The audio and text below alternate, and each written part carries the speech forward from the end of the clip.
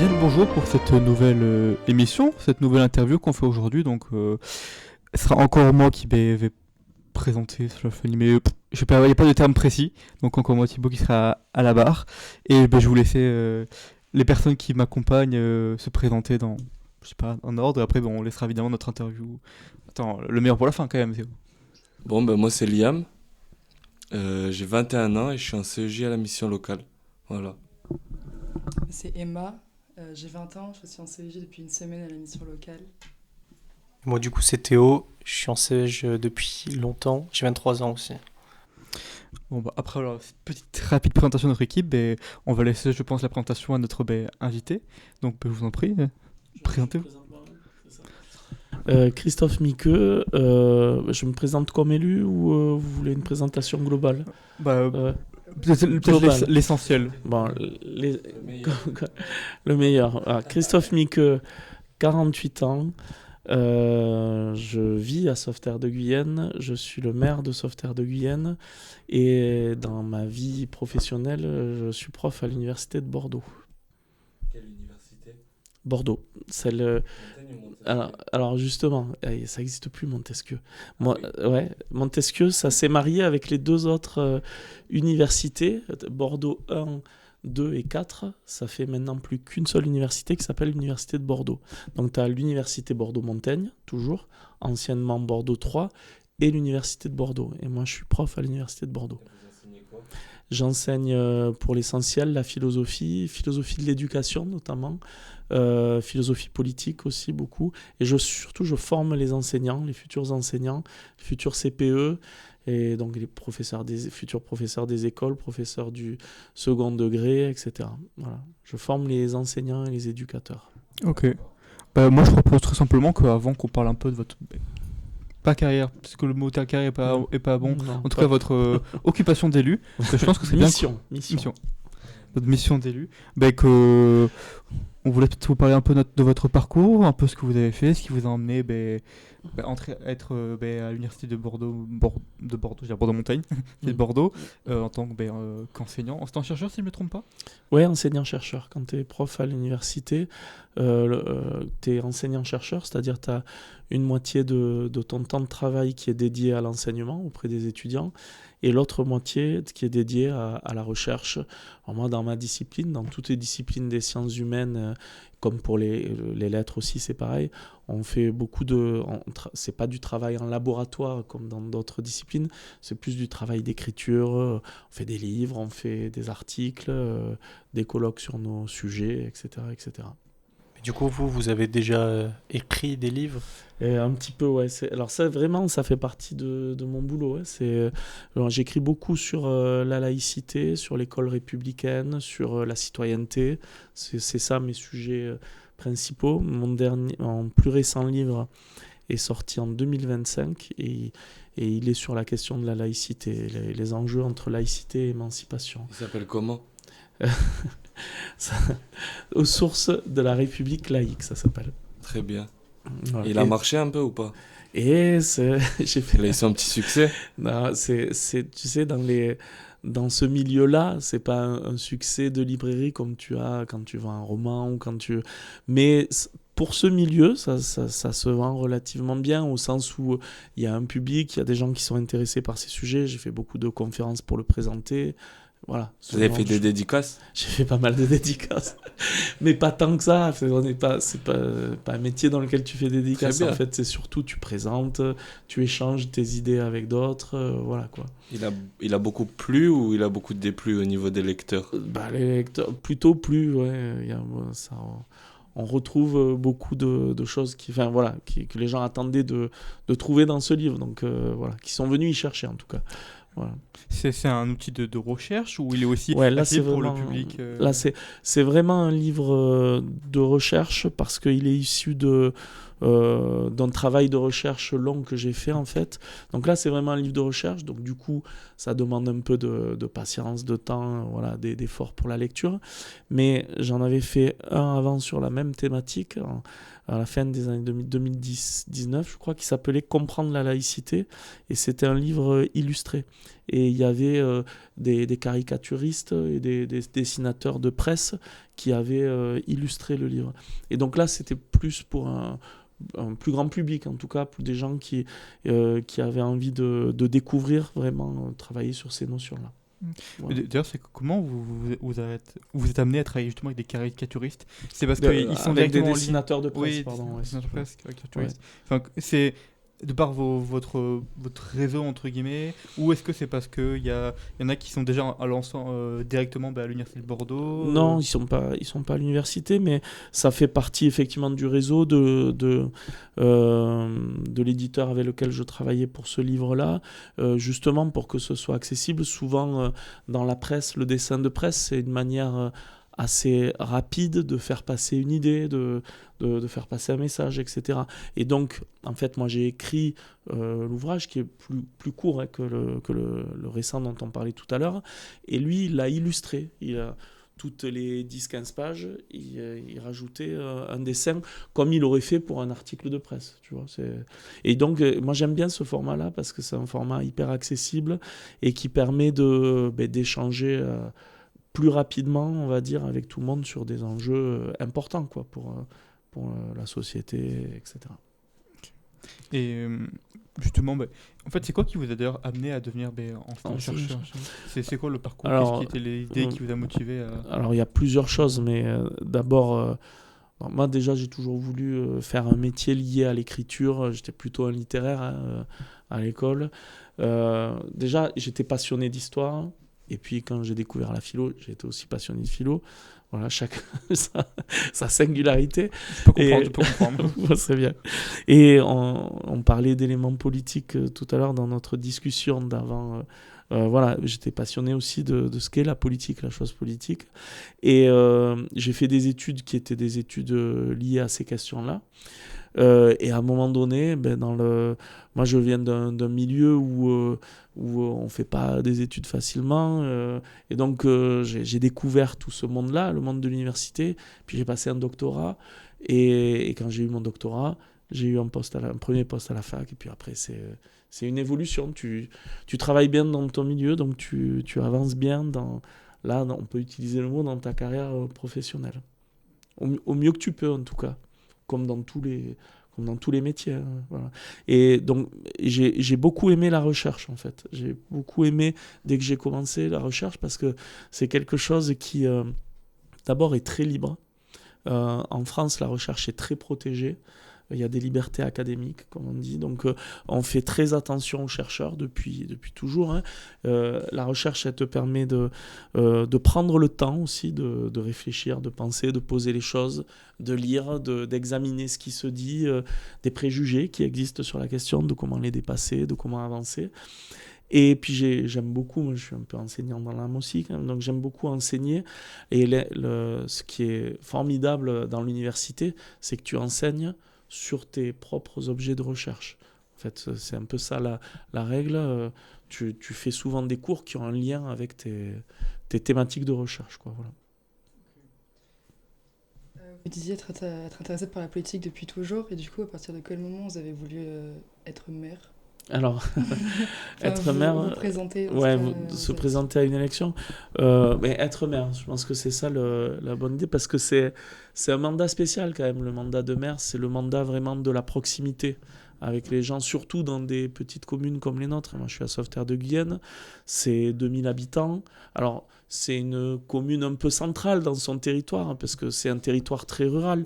Mais dans cette commune centrale, il n'y a que 2000 habitants. Et donc, on travaille d'abord en lien avec les gens, dans la proximité, dans l'échange quotidien. Et ce qui m'a donné envie d'être maire, c'est que j'étais... comme beaucoup, engagé sur le plan associatif, sur diverses choses dans ma commune, et j'ai voulu aller plus loin pour travailler pour l'intérêt général et puis pour ce service public qui est le service public municipal qui traite de la vie quotidienne des gens, en fait, toute la journée, quand on est maire, on est au service des habitants, en fait. C'est ça la réalité. Il peut se passer plein de choses et en permanence, on répond à ce qui se passe au quotidien. L'autre jour, on a eu... voilà, il y a la canicule, il faut organiser la protection des plus vulnérables dans le cadre de la canicule. Il faut veiller à ce que dans les écoles, les choses se passent bien, éventuellement réaménager les horaires. Il faut organiser des choses nouvelles parce que nos écoles ne sont pas forcément adaptées.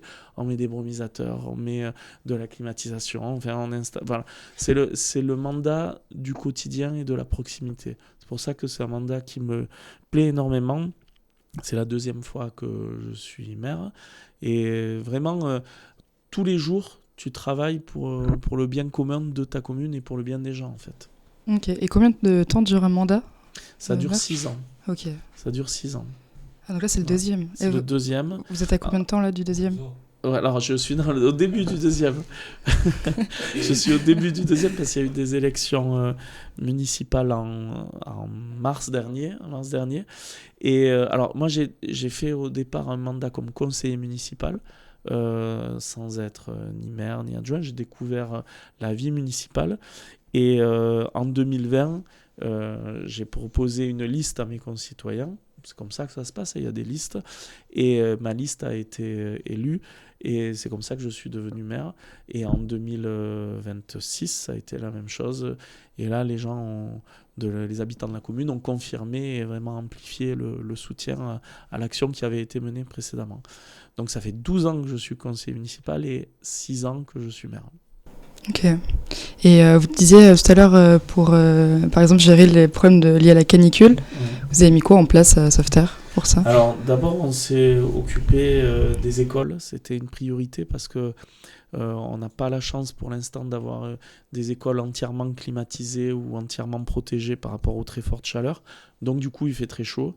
Donc on a mis en place des choses de manière évolutive. D'abord, on a tout un ensemble de protocoles, de procédures à suivre et à mettre en place pour tout le monde. D'abord, tu allumes les salles climatisées quand il y en a et tu permets aux classes d'y aller à tour de rôle. Tu multiplies les zones de fraîcheur, tu amènes de l'eau pour tout le monde.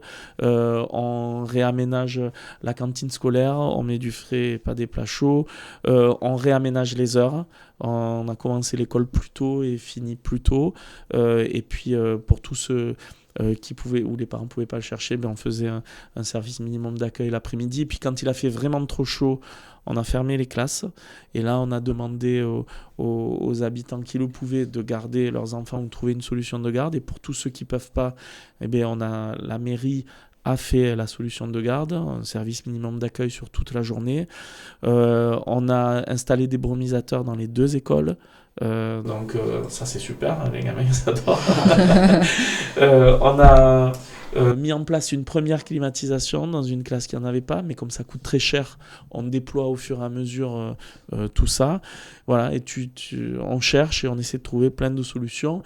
Donc ça c'est pour les écoles, mais il y a aussi, on a une résidence de personnes âgées et un EHPAD donc, dans la ville. Donc on s'est assuré que tout allait bien, on distribue de l'eau, on ouvre les salles climatisées. C'est toujours le même processus, il faut que les gens aient rapidement accès à une salle fraîche. La salle d'ailleurs de la résidence pour personnes âgées, on l'a ouvert à toute la population, les gens pouvaient venir et venir au frais.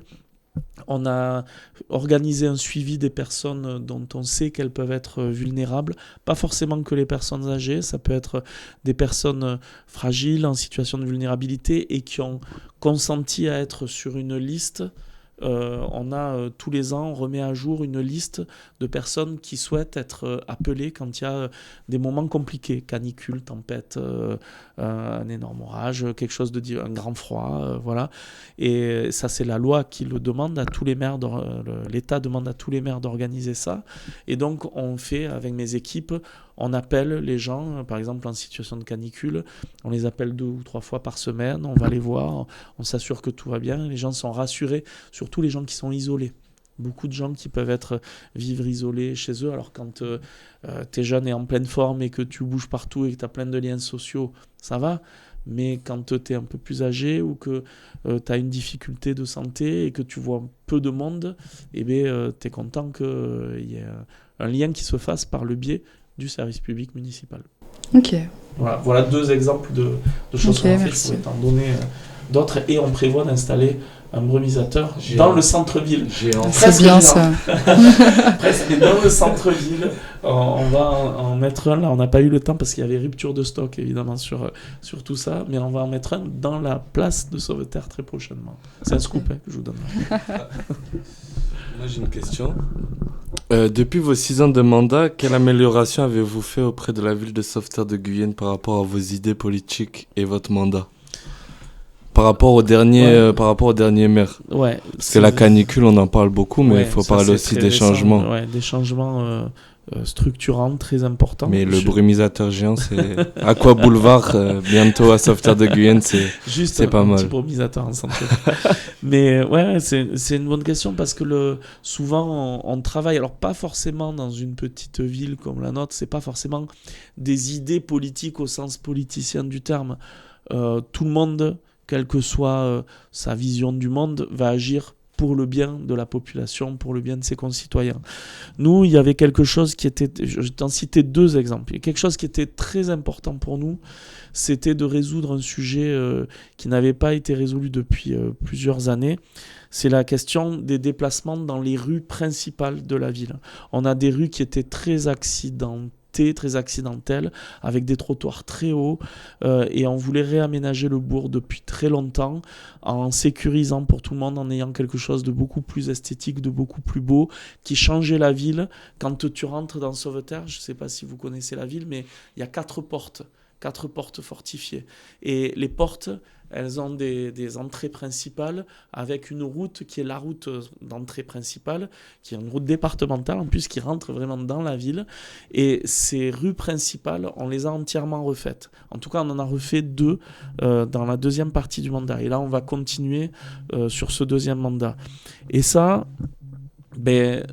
ça paraît pas souvent, on se dit ouais, on fait des routes, des trottoirs, etc. Mais tu repenses entièrement la vie quotidienne et la vie des gens. Tu peux te promener sans tomber, tu as un espace beaucoup plus sécurisé, beaucoup plus végétalisé. On a mis des arbres dans la Bastide, ce qui n'existait quasiment pas. Vous avez mis pas mal de verdure. On a remis de la verdure, exactement. Okay. On a organisé ce qu'on appelle une zone de rencontre dans ces rues, c'est-à-dire les piétons peuvent se promener partout et les cyclistes sont 2e en priorité et les voitures aussi, évidemment, peuvent arriver derrière, mais tout le monde fait attention à tout le monde. C'est un peu la règle. Et on roule à 20 dans ces rues, donc on roule de manière volontaire à une allure très basse parce qu'il faut protéger tout le monde. Et puis, on a utilisé des matériaux de qualité qui font que quand tu rentres, par exemple, dans la rue Sobot, qu'on a refaite en premier, celle qui, quand tu viens de Bordeaux ou Créon, ou quand tu rentres dans la rue Saint-Léger, quand tu viens de Blasimont ou Sainte-Foy-la-Grande, mais tu es dans une belle rue. Voilà. Et les gens, ils sont contents que leur village soit beau et ait été refait et de manière qualitative, sécurisée, et en faisant attention à tout le monde. Et puis en plus, végétalisé dans le moment dont on parle, c'est encore mieux. Le 2e projet qu'on a fait, qui n'était pas forcément prévu au départ, mais ça a été, parce qu'il y a soit des choses que tu prévois, parce que c'est dans ton programme présenté à la population, soit des choses que tu espères, mais c'est un peu d'opportunité. Si ça arrive, tu le mettras en place. Là, on a eu la chance que le propriétaire de la supérette qui était au centre-ville, qui n'était plus ouverte depuis 4-5 ans quand je suis arrivé maire, mais 1 an après que je sois arrivé, le propriétaire est venu me voir et m'a dit voilà, j'aimerais vendre le bâtiment. C'est une place carrée comme à Cadillac avec des bâtiments entiers. Quand on achète, c'est sur 2 étages. J'aimerais vendre mon bâtiment parce que voilà, je ne pourrais plus l'utiliser, je ne trouverais plus de gérant. Et avec mon équipe, on lui a dit banco, on rachète. On a fait 5 logements, dont 2 logements sociaux, dont un fléché jeunes et un fléché personnes âgées, pour mixer les populations, et 3 non sociaux, dont 2 dédiés aux commerçants qui arrivaient dans la supérette, qu'on a fait au rez-de-chaussée, donc des logements au-dessus, une supérette au rez-de-chaussée. On a refait entièrement la supérette, qui est devenue un lieu aujourd'hui extrêmement vivant, et extrêmement dynamique du centre-bourg de Sauveterre. Les commerces de proximité dans une petite ville comme ça, c'est vraiment très très important pour la vie quotidienne. Il est ouvert en plus tous les jours, ce commerce, du lundi au dimanche compris. Tout le monde le sait dans le secteur. Donc même le dimanche, c'est énormément de gens qui viennent. Donc c'est vraiment un commerce de qualité.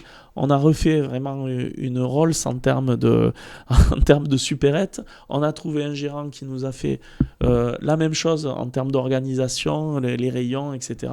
Et du coup, tout le monde est content. Ça remet encore plus de dynamisme. Ceux qui voulaient en centre-ville avoir un petit magasin accessible long, ceux qui travaillent à Sauveterre tous les jours ont un endroit où aller pour trouver un petit truc quand ils n'ont pas eu le temps de faire les courses, etc., etc.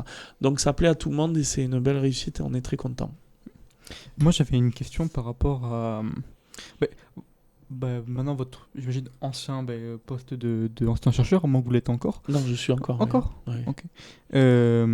C'était un peu votre définition, globalement, vu que vous êtes spécialiste dans la politique, entre guillemets. Un peu, qu'est-ce que c'est votre définition de la politique Alors, une définition vraiment large, hein, quand de la politique ou alors peut-être on pourrait faire la différence entre la politique et le politique, mais en fait la politique c'est d'abord l'étymologie, ça vient du grec la police, la cité, et la politique c'est tout ce qui permet d'œuvrer pour la cité, c'est-à-dire l'ensemble des citoyens. Là pour les Grecs c'était l'ensemble des citoyens.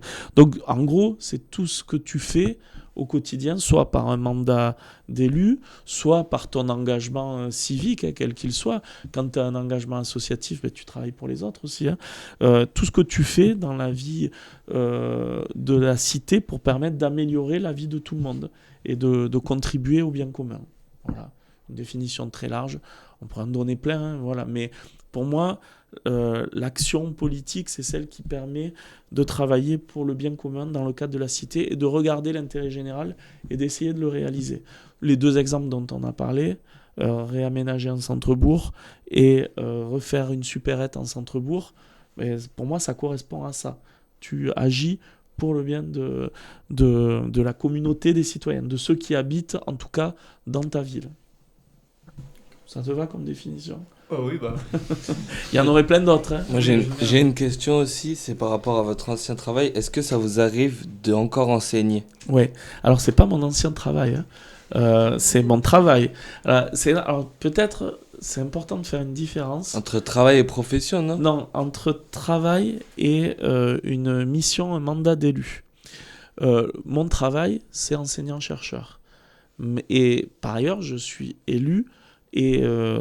mon temps libre, je l'utilise entièrement à mes concitoyens. Par exemple, la nuit, il m'arrive d'être toute la nuit dernière, quasiment, on a travaillé à régler des problèmes qu'il y avait dans la ville. Donc, j'ai une mission de service public parce que j'ai été élu pour ça, mais c'est pas un travail. Et heureusement que c'est pas un travail. En tout cas, moi, je considérerai jamais que c'est un travail, parce que dès lors que tu commences à considérer que c'est un travail, ça veut dire que tu veux en vivre. Et moi, je ne veux pas vivre d'une mission de service public. Je vis de mon métier, qui relève de mes compétences professionnelles.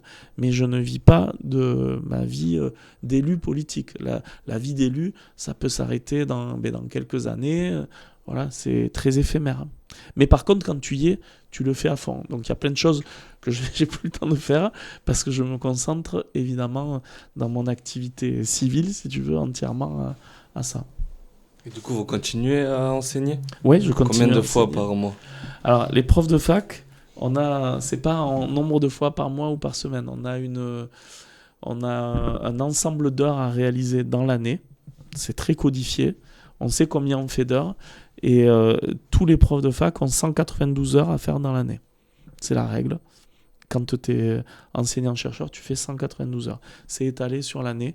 Et en moyenne, ça fait quelques heures par semaine. Mais ce qui compte, c'est pas tant seulement les heures que tu consacres à l'enseignement, c'est les heures que tu consacres à préparer tes cours. Les cours de fac, en général, ça prend un peu de temps à préparer. Il faut beaucoup de lecture, beaucoup de vérification, etc. Une heure de cours, c'est plusieurs heures de préparation, souvent. Et moi, l'idée, évidemment, que je continue ce métier que j'aime, qui est mon métier. Je suis maire d'une petite commune, mais je continue à être prof à l'université de Bordeaux. Et vous faites toutes vos heures ? Ah ben bien sûr, je fais tout. J'ai réaménagé mon travail pour que ça s'articule au mieux, mais oui, je fais toutes les heures que je dois, en tout cas, oui. Ok. Et je fais ma recherche à côté. Mais je travaille beaucoup. Ça a l'air. Vous arrivez à avoir une vie privée quand même? Et j'ai une vie privée, j'ai une femme et 2 enfants. J'ai une vie privée, ouais. Mais il dort plus, là. Je dors pas plus, je dors peu. Mais voilà. Mais oui, bien sûr, oui, heureusement que les élus ont une vie privée et que. Ouais, c'est sûr. Mais bon, faut bien s'organiser. Beaucoup travailler, et surtout beaucoup s'organiser. C'est quoi le secret pour avoir une bonne Organisation. ouais, organisation, ouais, merci. Alors, peut-être être hyper rigoureux sur les choses importantes de l'organisation, c'est-à-dire tenir un calendrier, ça c'est le plus important, la tenue de l'agenda. C'est vraiment capital, c'est-à-dire savoir organiser tes heures au fur et à mesure et tout ce que ça implique. Donc voilà, avoir un bon agenda, avoir une bonne vision des choses et les idées claires sur ce que tu veux faire et comment tu veux le faire, bien articuler les choses et bien cloisonner les choses aussi. La vie professionnelle, c'est la vie professionnelle, la vie d'élu, c'est la vie d'élu, et la vie privée, c'est la vie privée. Parfois, il peut arriver que les habitants confondent vie privée et vie. Ils viennent te voir dans ta vie privée, alors que non, quand on veut te voir dans un cadre d'élu. Voilà. Donc voilà, il faut réarticuler les choses, ne pas mélanger. Moi, j'essaie que tout soit à peu près clair. Et puis, pour revenir sur la partie élue, tu n'es pas élu tout seul. Moi, j'ai une équipe autour de moi. Il y a 19 conseillers municipaux à Sauveterre de Guyenne, en tout, en comptant le maire. J'ai un ensemble d'agents qui travaillent à la mairie, ça c'est très important. Les fonctionnaires, les agents du service public municipal, c'est grâce à eux qu'au quotidien, une mairie fonctionne. Il y en a entre 35 et 40 en permanence à Sauveterre, ce qui est important. Hein.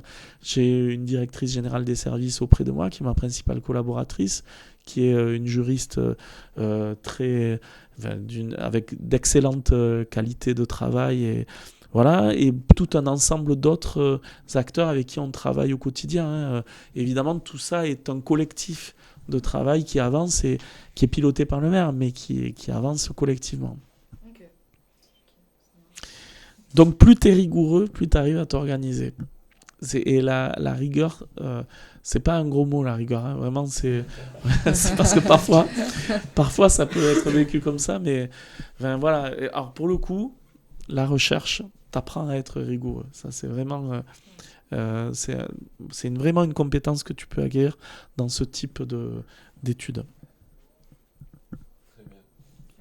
Mais du coup, vu que vous parliez du fait que la vie personnelle et la vie d'élu est parfois empiétée, est-ce qu'il y a eu des relations, entre guillemets, que vous aviez potentiellement en tant que vie privée, enfin dans votre vie privée, qui ont pu changer, s'il y avait des personnes qui n'avaient pas les mêmes avis par rapport... Non.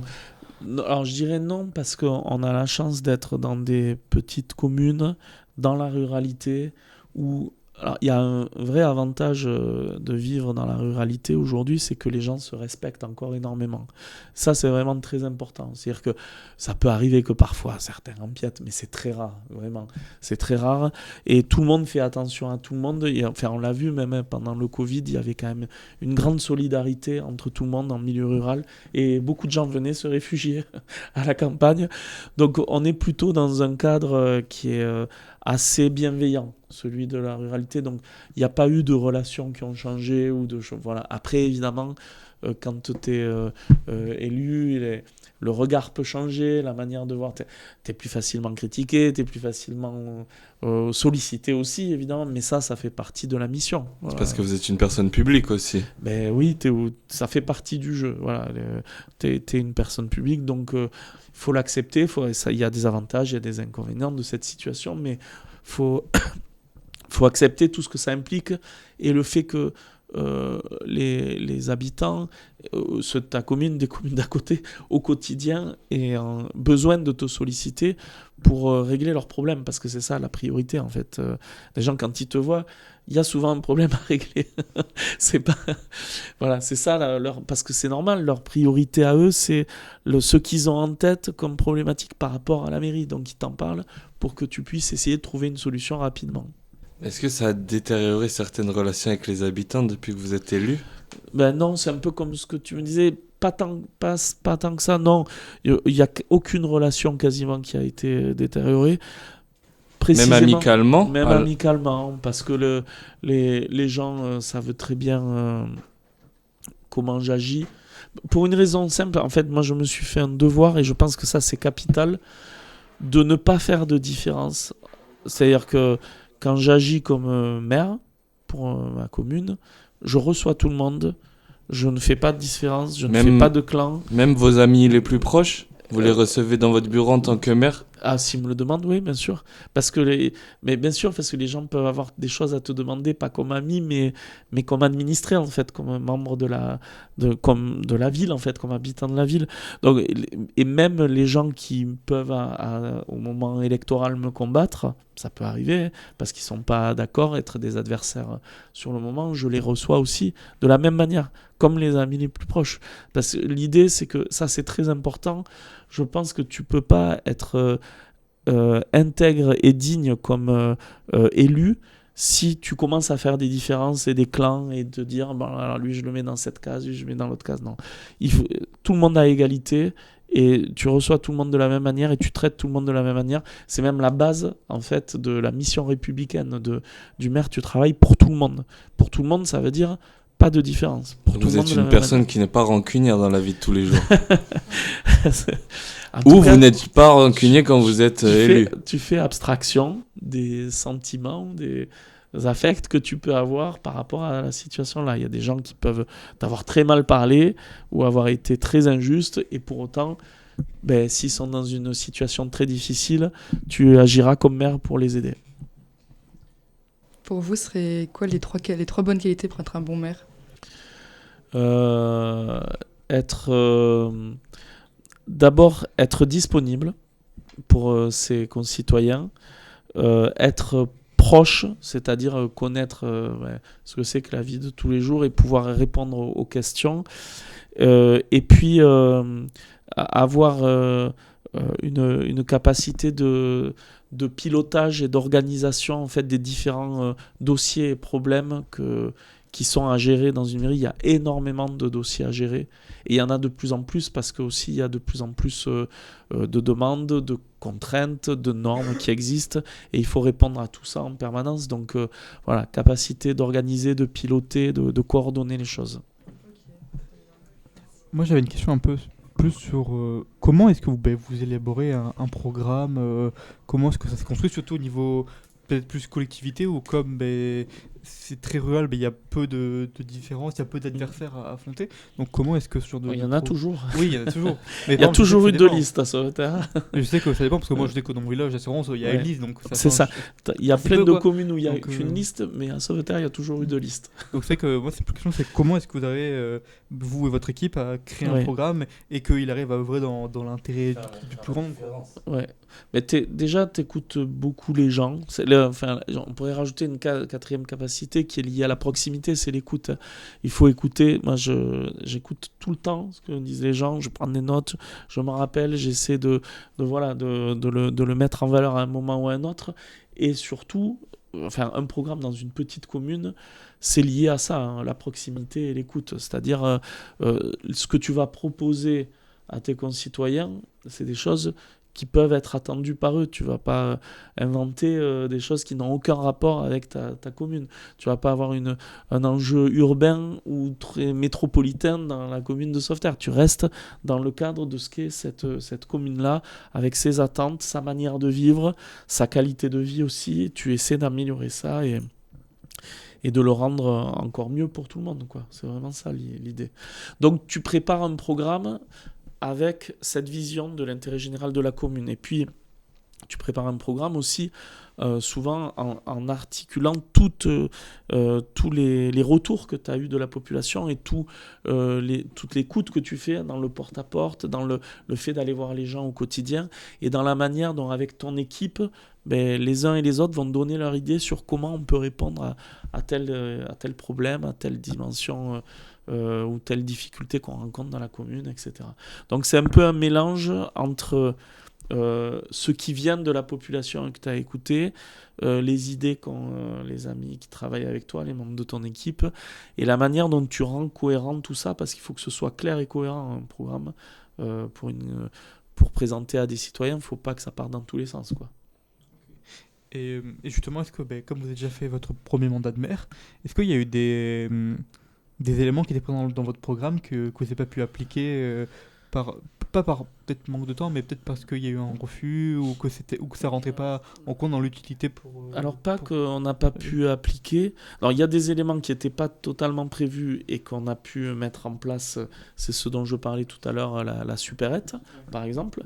Et puis il y a quelque chose qu'on voulait mettre en place, mais qui est beaucoup plus long à construire, et donc qu'on va faire là dans ce deuxième mandat. On avait commencé à l'anticiper, on a fait les projets sur le papier, mais on ne l'a pas encore réalisé. C'est qu'on doit refaire une école maternelle à Sauveterre, et on a tout un projet autour de l'école maternelle.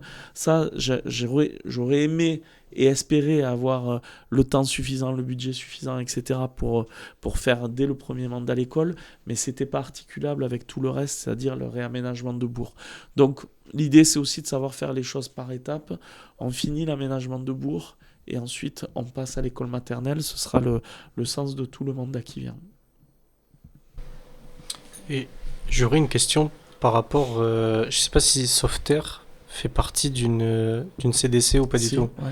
Est-ce que, en tant qu'élu, ça peut être parfois compliqué de discuter du coup dans tout ce qui est en rapport avec la CDC, de s'imposer dans le truc et de donner son avis sans se faire tacler par les autres? Alors, ça peut être d'autant plus compliqué qu'il y a beaucoup de communes dans la CDC, ce qui est un peu le cas dans la nôtre. Moi, je suis dans la mairie de Sauveterre. La commune appartient à la communauté des communes rurales de l'Entre-deux-Mers. 49 communes qui vont de la frontière du Targonnais, donc Belbat-Targon, jusqu'au Lot-et-Garonne, quasiment la frontière du Lot-et-Garonne, Dieulis-Vol, etc. Donc c'est très grand, très très grand, un territoire très vaste, des paysages très différents. On part de la zone périurbaine, quasiment Targon, ça va vers Créon, etc., jusqu'à un territoire très rural. Même les paysages agricoles évoluent. Nous, à Sauveterre, c'est très très viticole. Là, ce n'est pas que viticole quand on va vers les frontières du Lot-et-Garonne. Il y a d'autres types de paysages agricoles. Bref, c'est très divers, très varié. Mais toutes les communes aujourd'hui doivent appartenir à une communauté de communes, donc ça fait partie de l'organisation. Moi, dans la communauté de communes, je suis vice-président en charge de l'attractivité du territoire, de la promotion touristique, de la communication. Donc mon rôle, c'est justement un peu d'essayer de fédérer ce territoire, de mettre en valeur ses points forts, et en particulier parmi ces points forts, de montrer comment le tourisme à taille humaine est un élément de développement pour l'avenir. Alors comment on s'entend? Ça peut être compliqué parfois. Chacun dans sa situation peut avoir une complexité à échanger avec les autres, évidemment. Mais bon, Sauveterre, c'est un peu particulier parce que c'est la ville-centre. C'est la ville où il y a le siège de la communauté de communes. Et c'est un pôle de centralité comme l'est la commune de Targon. Donc parfois on reproche des choses aux communes centres, ça peut être Cadillac ou Apodensac aussi, et puis parfois tout le monde est content de les avoir à côté parce que c'est là où tu as tous les services, où tu as tous les commerces, voilà. Donc il faut travailler en bonne intelligence avec tout le monde, et moi c'est à ça que je m'astreins le plus, à travailler avec tout le monde sans exclusive, voilà. L'idée, c'est que, surtout quand on est dans la ruralité comme nous, on travaille tous ensemble. On n'est pas en plus dans une communauté de communes riche, c'est moins qu'on puisse dire. On est dans une communauté des communes qui est pas une des plus pauvres, mais pas loin quand même. Voilà. La population est aussi en partie en difficulté. Il y a des difficultés sociales chez nous importantes. Donc il faut se serrer les coudes. Et c'est pour ça que tout ce qui est politique et tout ça, on met là de côté très rapidement. L'enjeu, c'est pas quelle idée tu as de la France, c'est quelle idée tu as de ton territoire. Et il y a des moments où on parle de la vie politique nationale, pour les élections présidentielles par exemple. Et puis il y a des moments où c'est le cas au quotidien, où on parle plutôt de ce qu'est notre territoire. Et là, sur ça, on va se remonter les manches tous et avancer pour travailler pour le territoire, parce que c'est ça qui compte, quoi. Et c'est ce qu'on fait. Et donc, on essaie de dépasser les difficultés et les divergences qu'on peut avoir quand c'est le cas. Et du coup, par rapport à l'attractivité, du coup, c'est vous qui gérez un petit peu le pôle de l'attractivité. Tourisme, attractivité du territoire et communication à l'extérieur de la collectivité. Du coup, comment vous pouvez... Enfin, est-ce que vous avez déjà réalisé des projets qui ont amélioré le truc ou qui beaucoup de choses, ouais. Ouais. Alors, d'abord, comme on était une communauté de communes assez récente quand on est arrivé, on a mis en place un document pour organiser la communication à l'extérieur, parce que la communauté de communes n'était pas connue. Donc on a fait tout un travail autour du site internet, autour d'une page Facebook, autour d'autres moyens de communication, avec une charte graphique. Enfin, voilà. Déjà, il y a comment tu travailles à ta communication à l'extérieur pour te faire connaître. Et puis, parce qu'on était un territoire peu visible, et pendant tout le mandat on a travaillé, et ensuite comment tu mets en place les moyens pour repenser justement l'identité de ton territoire. Et on a beaucoup travaillé sur ça. Donc, quelle est l'identité du territoire ? On a refait le journal intercommunal, on l'a rendu plus clair, plus précis, on l'a fait distribuer dans tous les foyers. On a travaillé notre identité en disant, nous, qu'est-ce qu'on veut quand on est une communauté de communes comme nous, rurales ? Mais d'abord, comme tu disais, le problème, c'est qu'il y a quand même plein de communes et plein de visions différentes. Donc on a dit la communauté de communes chez nous, contrairement un peu partout ailleurs où souvent ça s'impose aux communes et donc les communes râlent et tout, nous on a dit, elle sera au service des communes. Et on a un peu renversé les choses en disant, la communauté de communes, elle n'a de sens que si elle apporte des choses aux communes. Et on a travaillé sur ça prioritairement. Comment dans nos projets, on fait en sorte d'aider les communes, d'accompagner les communes. On a fait des secrétariats itinérants pour aider les maires et les communes où il n'y avait pas forcément de secrétariat. C'est le cas souvent dans des petites communes où c'est ouvert la mairie un jour ou deux par semaine. Parfois, quand la secrétaire est pas là ou est en arrêt ou a dû partir pour une raison ou pour une autre, il faut faire du remplacement, il faut penser à ça. On a travaillé à plein d'éléments pour renforcer la proximité, le lien entre les communes. Et là, je vais vous donner un exemple parce qu'il est actuel. On a mis en place le CAP 33. Vous savez ce que c'est le CAP 33 ? Bon, mais nous, le CAP 33, ça n'existait pas chez nous. Il y en avait partout ailleurs. Mais nous, on n'avait pas de CAP 33 chez nous. Donc, on a mis en place le CAP 33. On a mis en place les animations pour tous durant l'été. Et ça, alors, chez nous, ça change beaucoup de choses. Parce que on avait plein de personnes qui ne peuvent pas partir en vacances, soit en attente d'activités, d'animation l'été, et on a pu enfin les proposer. Et ça, c'était un vrai choix d'attractivité du territoire, parce que quand tu étais autour de Bazas, autour de Langon, autour de la Réole, ou autour de Ponensac, il y avait le CAP 33, mais quand tu es arrivé à Sauveterre et à Targon, il n'y avait pas le CAP 33. Et donc, du coup, c'était très compliqué, et les jeunes de notre secteur, ou moins jeunes d'ailleurs, ne pouvaient pas nécessairement aller à côté pour faire les activités. Donc, on a déployé plein d'activités autour du CAP 33, et tout le monde est hyper content de ça. Je pense que peut-être en fonction de l'heure, vu que vous étiez... Oui, j'ai un peu peur qu'on ait un peu pris... On a un peu débordé, mais c'est pas grave, c'était un bon plaisir. C'est avec un bon plaisir. En tout cas, j'ai très plaisant de parler avec vous, surtout de vous entendre parler. C'est très, très enrichissant, que ce soit sur les différents aspects, que ce soit pour votre passé... Bon, présent.